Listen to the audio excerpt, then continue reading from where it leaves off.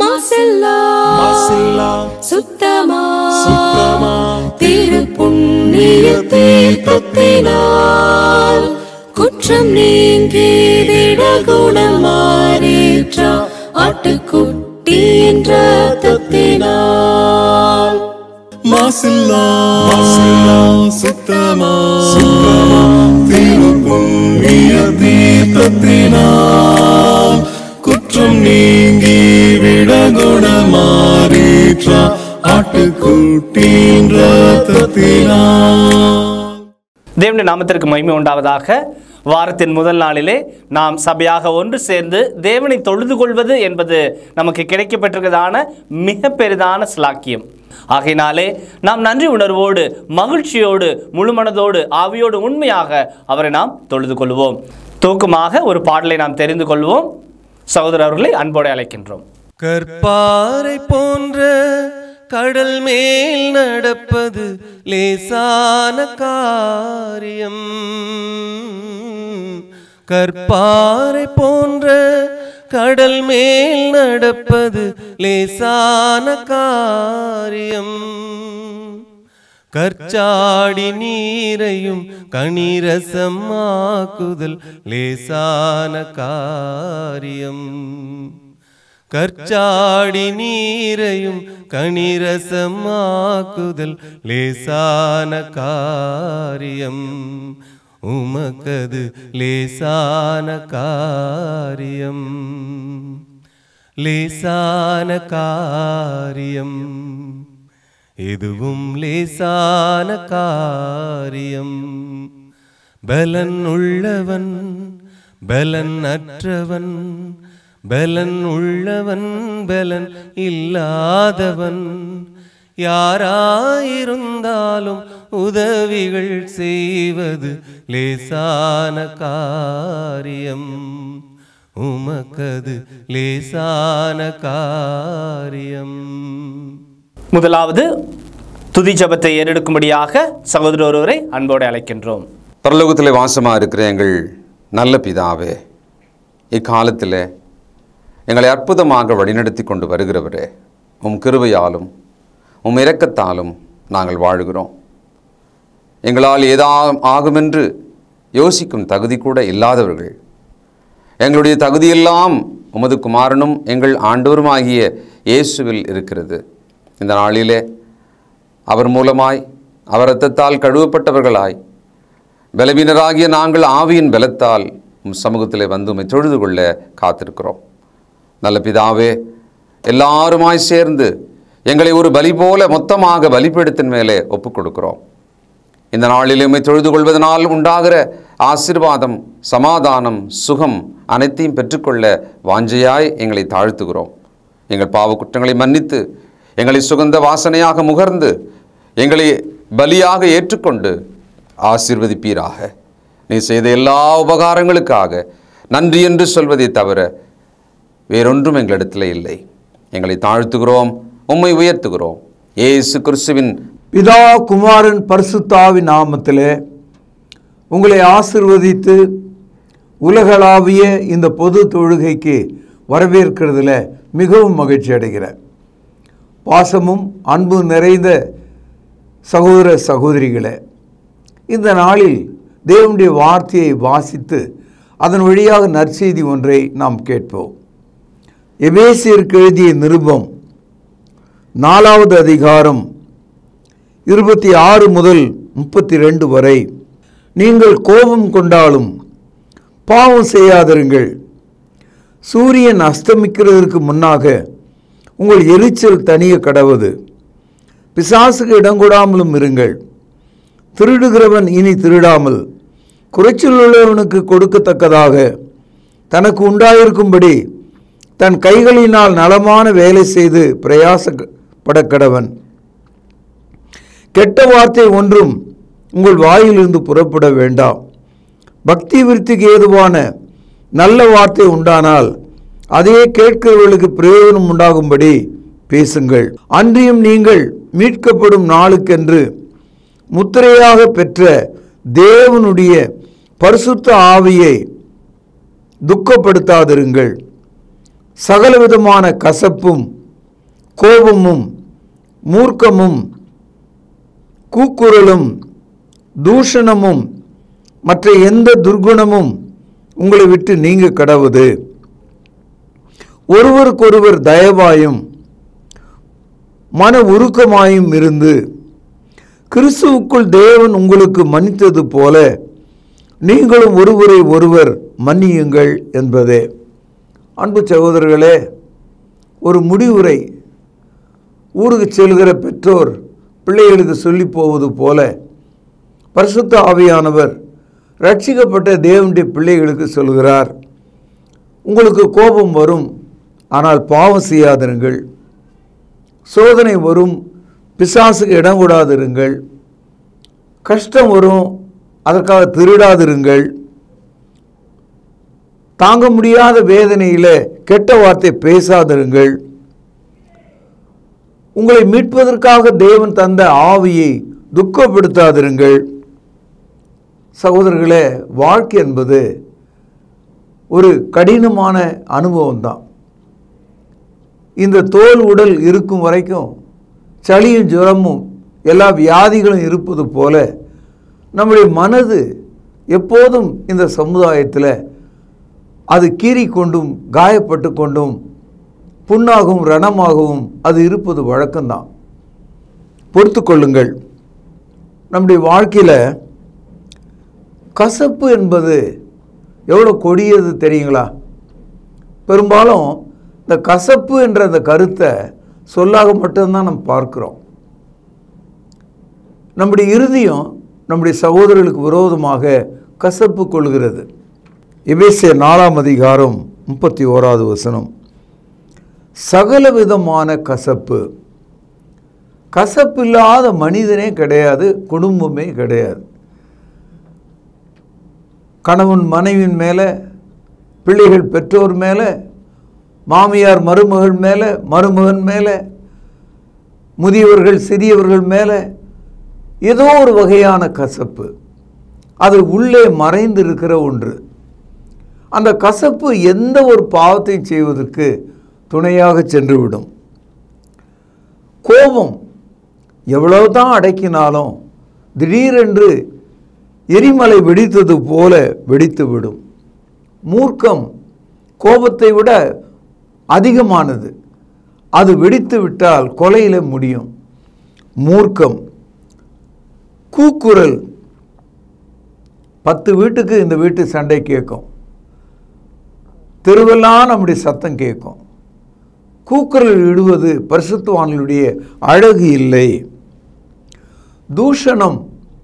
தேவனை குறித்து, மனிதர்களை குறித்து, வேதாகமத்தை குறித்து தேவ தூஷணம் சொல்லாதபடிக்கு ஜாக்கிரதையாயிருங்கள். மற்ற எந்த துர்குணம், அதாவது கெட்ட பழக்கங்கள், அது குடியாக இருக்கலாம், வெறியாக இருக்கலாம், மாம்ச இச்சைகளாக இருக்கலாம், விட முடியாத பழக்கங்களாக இருக்கலாம். எல்லா விதமான துர்குணமும் உங்களை விட்டு நீங்க கடவுது. சகோதரர்களே, முடிவில் சொல்கிறார், ஒருவருக்கொருவர் தயவாயும் மன உருக்கமாயிருந்து ஒரு உதாரணம் சொல்கிறார். கிறிஸ்துவுக்குள் தேவன் உங்களுக்கு மன்னித்தது போல நீங்களும் ஒருவருக்கொருவர் மன்னியுங்கள். கிறிஸ்தவ மார்க்கம் இந்த உலகத்தில் பிரவேசித்த போது பரலோகத்தில் உள்ள தூதர்கள் எக்காலத்தில் ஊதி தேசம் முழுவதும் உலகம் முழுவதும் உள்ள மக்கள் கேட்கும்படியாக மன்னிப்பை குறித்து புதிய ஏற்பாடு நமக்கு போதிக்கிறது. கல்வாரி சிலுவையிலே இயேசு தொங்கினார். அவருடைய கைகளில் ஆணிகள், அவருடைய கால்களில் ஆணிகள், அவர் தலையிலே முற்கிரீடம், அவர் நிர்வாணமாயிருந்தார். நாம் அவரை பார்க்கும்போது விரும்பத்தக்க ரூபம் அவருக்கு இல்லாதிருந்தது. நம்முடைய முகங்களை மறைத்து கொண்டோம் என்று ஏசாயா 53 அதிகாரம் 2ஆம் வசனத்தில் படிக்கிறோம். இயேசு கிறிஸ்து சிலுவையிலே தொங்கிய போது பூமிக்கும் வானத்துக்கும் கேட்கத்தக்கதாக இயேசுனுடைய வாயிலிருந்து வந்த முதல் வார்த்தை எது தெரியுங்களா? லூக்கா 23வது அதிகாரம் 34வது வசனம். அந்த சத்தம் உலகம் முழுவதும் மோதி எதிரொலித்தது. That is what Christianity. கிறிஸ்தவம் என்பது மன்னிப்பின் மார்க்கம். ரட்சிப்பு என்பது மன்னிக்கப்பட்ட அனுபவம். சபை என்பது மன்னிக்கப்பட்டவர்களின் கூட்டம். என் அன்பு சகோதரர்களே, இயேசு என்று சொன்னால் அவர் தமது ஜனங்களின் பாவங்களை நீக்கி அவர்களை ரட்சிப்பார். மத்தேயு 1 அதிகாரம் 21வது வசனம். கிறிஸ்தவம் என்று சொன்னால் மன்னிக்கப்பட்டவர்கள். கிறிஸ்தவத்தினுடைய உயிர் நாடியாக மன்னிப்பு பேசப்பட்டிருக்கிறது. தேவன் கிறிஸ்துவுக்குள் உங்களுக்கு மன்னித்தது போல நீங்களும் ஒருவரை ஒருவர் மன்னியுங்கள் என்று சொல்கிறார். இந்த தொழுகையில் நீங்கள் கேட்க வேண்டிய செய்தி மன்னிப்பின் செய்தி. தேவன் உங்களை எவ்வளவாய் மன்னித்தார் என்று பாருங்கள். உங்கள் அக்கிரமங்களை எல்லாம் அவர் மன்னித்தார். உங்கள் நோய்களை எல்லாம் மன்னித்து தூரமாக்கினார். கல்வாரி சிலுவையில் அவர் தொங்கி முதலாவது தன்னுடைய வாயை திறந்து சொன்ன வார்த்தை எது தெரியுங்களா? பிதாவே, இவர்களுக்கு மன்னியும், இவர்கள் செய்வது இன்னதென்று அறியாது இருக்கிறார்கள். உலகத்தின் 7 கடல் மீது, தேசங்கள் மீது, சகல இயற்கையின் மீது எல்லா இடங்களிலும் எதிரொலித்த ஒரு வார்த்தை அது. எந்த ஒரு மதத்திலும் பேசப்படாத ஒரு சொல் அது. ஃபாதர் ஃபர்கிவ் தம். இயேசு எந்த சூழலில் அதை சொன்னார் பார்த்தீங்களா? எப்படிப்பட்ட ஒரு அனுபவத்தின் பின்னாலே அதை சொன்னார் பார்த்தீங்களா? பிதாவே, இவர்களுக்கு மன்னியும். சகோதரர்களை, நாம் அங்கே இருந்து ஒரு பாடத்தை கற்றுக்கொள்ள வேண்டும். கிறிஸ்தவ வாழ்க்கையில் மன்னிப்பு தான் மகத்துவமானது, உணர்வுபூர்வமானது, அனுபவபூர்வமானது. நாம் எப்பொழுதுமே மக்கள் மத்தியில் ஒரு பேச்சை கவனிக்கிறோம். ஐ லவ் யூ என்று சொல்கிறதுக்கு என்னால் முடியல அப்படின்னு சொல்லி 2.5 மணி நேரம் திரைப்படங்களில் அதை பேசுவதை நம்ம பார்க்கிறோம். என்னால் சொல்ல முடியல அப்படின்னு தவிக்கிறத, அதை காண்பிக்கிறத நம்ம பார்க்கிறோம். உண்மையிலேயே நான் உன்னை நேசிக்கிறேன் என்று சொல்வது, அன்பு கூறுகிறேன் என்று சொல்வது கஷ்டமான ஒரு அனுபவமா? இல்லை பிரியமானவர்களே.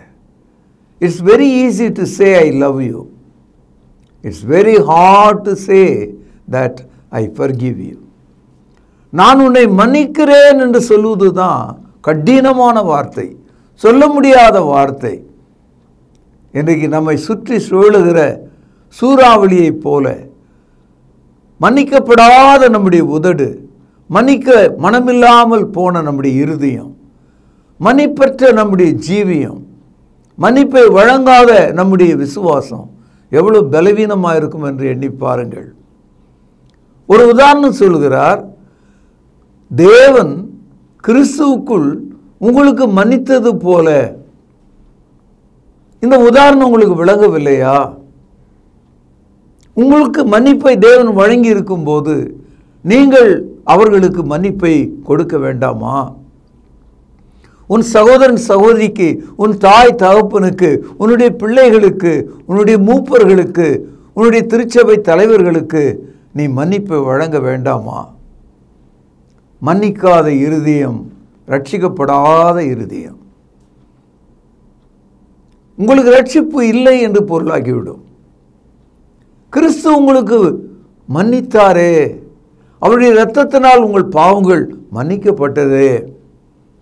இந்த காலையில் பழைய ஏற்பாட்டு கால இஸ்ரவேலன் ஒரு பலிபீடத்தண்டை வந்து ஒரு பலியை கொண்டு வந்து அதன் மீது வைத்து பலி செலுத்துவதற்கு ஆயத்தமாய் நிற்பது போல இன்றைக்கு நீங்கள் தேவ சமூகத்தில் தேவனுக்கு பிரியமான பலிகளை செலுத்தும்படி, துதியாகிய ஸ்தோத்திரங்களை செலுத்தும்படி, தொழுகை செலுத்தும்படி, காணிக்கைகளை கொடுக்கும்படி முழங்காலில் நீங்கள் வந்திருக்கிறீர்கள். உங்களுடைய மனதில் ஞாபகப்படுத்தி பாருங்கள்.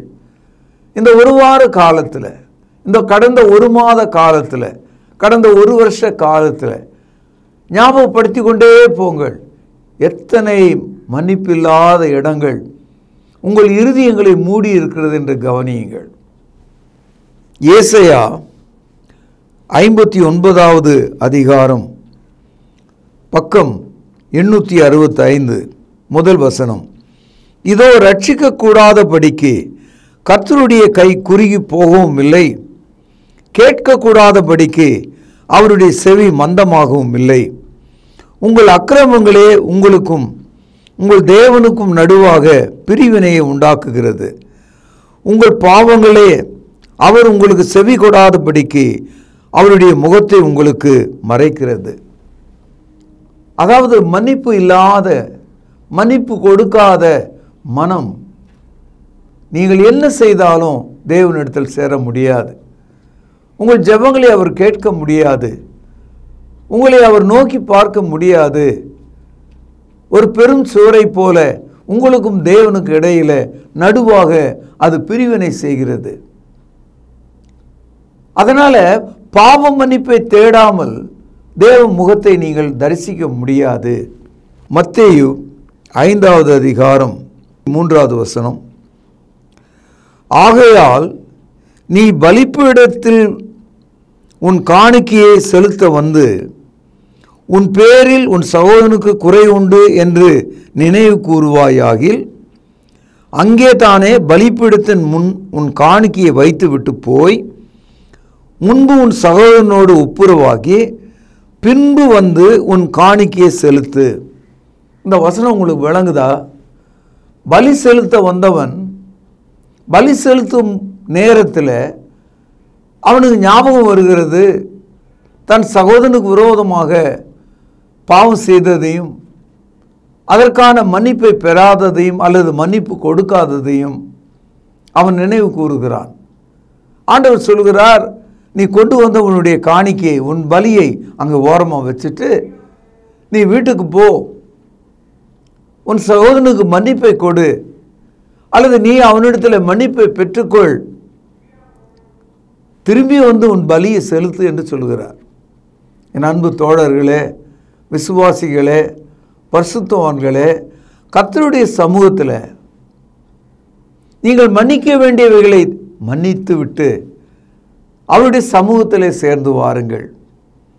10 வருடமாச்சு பேசி அவ்வளோ மனக்கடினமா, மன்னிப்பில்லாத இருதயமா, கணவன் மனைவி ஒரே வீட்டிலே பேசாமல் மன்னிப்பில்லாமல் வாழ்கிறார்கள். பிள்ளைகள் பேசுவதில்லை, உறவுகள் பேசுவதில்லை. நாம் செய்த அக்கிரமங்கள் நமக்கு எதிராக இருக்கிறது. மன்னிப்பை நாம் பெறும்போது, மன்னிப்பை நாம் வழங்கும்போது பரிசுத்த ஆவிக்குள் நாம் வருகிறோம். பரிசுத்த ஆவி நமக்குள் வாஞ்சியாக வாசமாயிருக்கிறார். If you do not forgive, the spirit in you is grieved.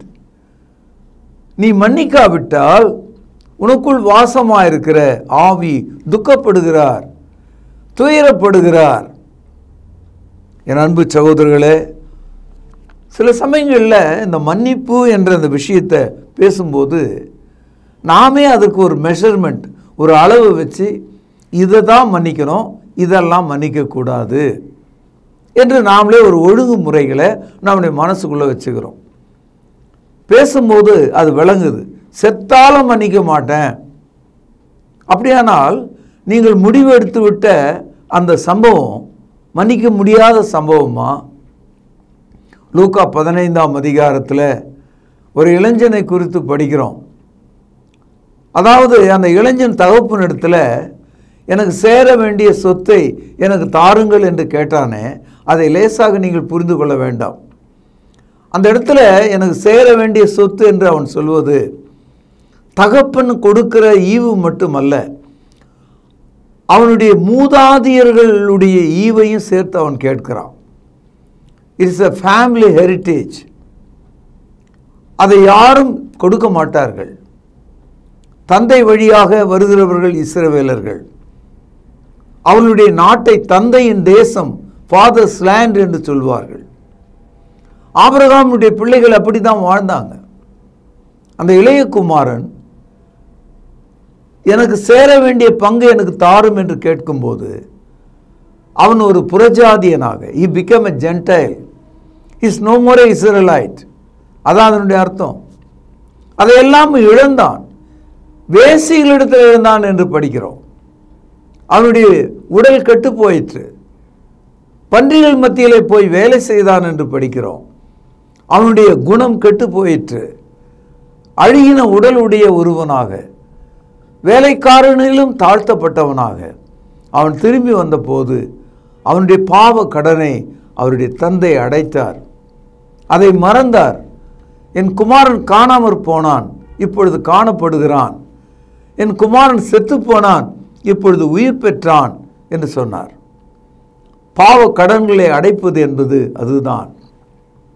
நீண்ட காலமாக சுலபமாக மன்னிக்க வேண்டிய பாவங்களை, வாயினால் மன்னிக்க வேண்டிய ஒன்றை ஏன் நாம் இவ்வளவு கடினமாக, நாம் ஏன் வாழ வேண்டும்? பாவம் மன்னிப்பு என்பது நம்முடைய வாயின் வார்த்தை தானே. அதற்காக நாம் எந்த உழைப்பையோ செலவையோ செய்வதில்லையே. என் அன்பு சகோதரர்களே, உலகத்தில் வாய் திறந்து மன்னிச்சேன்னு சொல்றது அவ்வளோ கடினமான ஒரு விஷயம். அதனால்தான் ஆவியானவர் சொல்கிறார், ஒருவருக்கொருவர் தயவாயும் மன உருக்கமாயும் இருந்து கிறிஸ்துவுக்குள் தேவன் உங்களுக்கு மன்னித்தது போல நீங்களும் ஒருவருக்கொருவர் மன்னியுங்கள். we cannot compromise. நாம் யாரோடும் ஒத்துப்போக முடியாது. மன்னிக்காவிட்டால் நாம் யாரோடு ஒத்துப்போக முடியாது. இந்த காலையில் உங்களுக்கான மன்னிப்பை தேடுங்கள், உங்கள் குடும்பத்திற்கான மன்னிப்பை தேடுங்கள், உங்கள் உறவுகளுக்காக மன்னிப்பை தேடுங்கள், இந்த தேசத்துக்காக மன்னிப்பை தேடுங்கள். எல்லாவற்றுக்கும் மேலாக உங்களுடைய குணநலன்கள் அவைகளுக்காக மன்னிப்பை தேடுங்கள். அவருடைய சமூகத்திலே தொழுகை செய்யும் போது, அவருடைய பலிபீடத்தண்டை பலி செலுத்த வந்தபோது அதை வைத்துவிட்டு போய் மனம் திரும்பி மன்னிப்பு அளித்து விட்டு வாருங்கள் என்று ஆண்டவர் சொன்னாரே, அவ்விதமாக மனதாலே நாம் தாராளமாய் மன்னித்து நம்முடைய இறுதியும் பிழையற்றதாக, கரையற்றதாக, தூய்மை உள்ளதாக இருக்கும்படி அவரை பணிந்து கொள்ளுங்கள். எனவே என் அன்பு சகோதரர்களே, இந்த காலையில் நீங்கள் கேட்ட இந்த ஜீவனுள்ள வார்த்தைகள் உங்களுக்கு சீரும் சிறப்பும் தந்து மன்னிப்பை அருளுகிறதுனால, மன்னிப்பை கொடுக்கிறதுனால உங்கள் இறுதியும் வசந்தம் அடையவும், புதிதாய் பூத்த பூக்களைப் போலவும், ஜீவனுள்ளதாய் ஓடும் ஒரு நதியைப் போலவும், வெண்மையாய் பனி மூடிய மலையைப் போலவும், ஏகாதமாய் இருக்கிற ஒரு சத்தத்தைப் போலவும், லேசான இருதயமுடைய மக்களாக, பாவ மன்னிப்பின் அனுபவத்தை உடைய மக்களாக, மன்னிக்கிற இருதயமுடைய மக்களாக நீங்கள் வாழத்தக்கதாக இந்த கர்த்தருடைய நாளை ஆசீர்வதித்து உங்கள் தொழுகையை நிறைவேற்றி நீங்கள் செல்லத்தக்கதாக உங்களை நான் அனுமதிக்கிறேன். பிரார்த்தனை செய்வோம். மகா பரிசுத்த நிறைந்த தகப்பனே, நீர் எங்களோடு பேசினீர், எங்களுடைய கோபத்தை குறித்து பேசினீர், எங்கள் வாயின் வார்த்தைகளை குறித்து பேசினீர், எங்கள் இருதயத்தில் ஒளிந்திருக்கும் பலவிதமான மன்னிக்கப்படாத குற்றங்களை குறித்து பேசினீர். அப்பா, நாங்கள் உணர்கிறோம், நன்றாக எங்களை வழிநடத்தும், உமது ஆவியினால் எங்களை வழிநடத்தும், திருச்சபையை ஆசீர்வதியும். ஆண்டவரும் கர்த்தரும் இரட்சகருமாயிருக்கிற இயேசுவின் நாமத்தில் மிகவும் தாழ்மையோடு வேண்டிக் கொள்கிறேன். பரிசுத்தம் நிறைந்த எங்கள் நல்ல பிதாவே, ஆமென். நம்முடைய கர்த்தராகிய இயேசு கிறிஸ்துவினுடைய கிருபையும் பிதாவின் அன்பும் பரிசுத்த ஆவியானவரின் ஆசீர்வாதமும் வழி நடத்துதலும் நம் அனைவரோடும் சதா காலங்களிலும் நிலைத்திருப்பதாக. ஆமென். கிறிஸ்து இயேசு தம்முடைய சரீரத்தை நமக்காக கிழிக்கு கொடுத்து தன்னுடைய இரத்தத்தை சிந்தினார். அவருடைய பந்தியை நினைவு கூறத்தக்கதாக நாம் ஆயத்தமாவோம். வழிநடத்தும்படியாக சகோதரர்களை அன்போடு அழைக்கின்றோம். கர்த்தருடைய பந்தியிலே பங்கு கொள்ளும்படி நம்மை நாமே ஆயத்தப்படுத்துவோம். ஆண்டவராகிய இயேசு கிறிஸ்து காட்டி கொடுக்கப்பட்ட அன்று ராத்திரியிலே அப்பத்தை எடுத்து ஆசீர்வதித்து, இதை பிட்டு நீங்கள் வாங்கி புசியுங்கள். இது உங்களுக்காக பிற்கப்படுகிற என்னுடைய சரீரமாய் இருக்கிறது என்று சொல்லியிருக்கிறார். அப்பத்திற்காக நாம் ஜெபித்து இதில் பங்கு கொள்வோம். பரிசுத்தமும் இரக்கமும் தயவும் கிருபையும் நிறைந்த நல்ல ஆண்டவரே, உம்முடைய குமாரனாகிய இயேசு கிறிஸ்து சிலுவையிலே எங்களுடைய பாவங்களுக்காக தன்னுடைய இன்னுயிரை கொடுக்கும் பொழுது அவருடைய சரீரம் கிழிக்கப்பட்டது. அதற்கு ஒப்பாக இங்கு புளிப்பில்லாத அப்பம் இது வைக்கப்பட்டு இருக்கிறதப்பா. நீர் இந்த அப்பத்தை எங்களுக்கென்று ஆசீர்வதித்து தரும்படி விலையேற பெற்ற இயேசு கிறிஸ்துவனுடைய நல்ல நாமத்தினாலே இந்த ஜெபத்தை ஏறெடுக்கிறோம் அன்பின் பிதாவே, ஆமேன். அவர் அந்தபடியே பாத்திரத்தையும் எடுத்து, இந்த பாத்திரம் என் இரத்தத்தினால் ஆகிய புதிய உடன்படிக்கையாய் இருக்கிறது, என்னை நினைவு கூறும்படி இதை செய்யுங்கள் என்று சொல்லியிருக்கிறார். நாமும் கூட அவ்வண்ணமாகவே இதில் செய்யும்படியாக நாம் ஒன்று சேருவோம். தேவன் இந்த ரசத்தை ஆசீர்வதித்து தரும்படி நாம் ஜெபிப்போம். வானத்தையும் பூமியும் உண்டாக்கின சர்வ வல்லமையுள்ள எங்கள் நல்ல பிதாவே, என்னை நினைவு கூறும்படி இதை செய்யுங்கள் என்று சொல்லியிருக்கிறபடியே நாங்கள் செய்யும்படி வந்து நிற்கிறோம். இந்த ரசத்தை நீர் ஆசீர்வதித்து தாரும். குற்றமில்லாத மாசற்ற இதோ தகப்பனே, அந்த ரத்தம் எங்களுடைய பாவங்களுக்காக சிந்தப்பட்டது என்பதை நாங்கள் நினைத்து இதில் பங்கு கொள்ளும்படி, பயபக்தியோடு பங்கு கொள்ளும்படி எங்களை உற்சாகப்படுத்தும். எங்களை தாழ்த்துகிறோம். இந்த ரசத்தை நீர் ஆசீர்வதித்து தாரும். இயேசுவின் நல்ல நாமத்தில் இந்த ஜெபத்தை எடுக்கிறோம் அன்பின் பிதாவே, ஆமேன். இறுதியாக நாம் ஜெபித்து இந்த தொழுகையை நிறைவு செய்வோம். ஜெபிப்போம். கிருபையும் அன்பும் இரக்கமும் நிறைந்த பரம்பிதாவே, உம்மை தொழுது கொள்வது எவ்வளவு பெரிதான ஸ்லாக்கியம். அந்த ஸ்லாக்கியத்தை நீர் இந்த நாளில் எங்களுக்கு தந்தீரே, அதற்காக நன்றி தகப்பனே. நாங்கள் ஜெபித்த ஜெபங்களை நீர் அங்கீகரிக்க வேண்டுமாய் ஜெபிக்கிறோம். கிருபையின் பிதாவே, நாங்கள் கேட்ட வார்த்தைகளுக்காக நன்றி. அவைகள் எங்களுடைய இருதயத்தில் வைத்து அதன்படி எங்களுடைய வாழ்க்கை மறுரூபமாக நீர் தயவு செய்தல் வேண்டுமாய் ஜெபிக்கிறோம். பிதாவே, நீர் எங்களுக்கு இந்த வாரத்தில் ஆசீர்வாதமாக கொடுத்த வருமானத்திலிருந்து உமக்கென்று கொடுக்க நீர் எங்களுக்கு பாராட்டின தயவுக்காக நன்றி. இப்படியாக நாங்கள் கிறிஸ்துவனுடைய மரணத்தை நினைவு கூற நீர் தயவு பாராட்டினீர். எங்களுக்காக கிறிஸ்து தன்னுடைய சரீரத்தை கிழித்து இரத்தத்தை சிந்தினார். அதை நாங்கள் புசிக்கவும் பானம் பண்ணவும் நீர் தயவு பாராட்டினீர். இப்படியாக தாப்பனே, நாங்கள் ஏறெடுத்த இந்த தொழுகையை நீர் தாமே அங்கீகரிக்க வேண்டுமாகவும் ஆசீர்வதிக்க வேண்டுமாக ஜெபிக்கிறோம். தாப்பனே, சுவீனமாக இருப்பவர்களுக்கு உம்முடைய சுகத்தையும் ஆரோக்கியத்தையும் கட்டளை விடமாக ஜெபிக்கிறோம். காத்துக்கொள்ளும் வழி நடத்தியறலும் இயேசு கிறிஸ்து மூலம் அனுப்புகிற நல்ல பரம்பிதாவே, ஆமென்.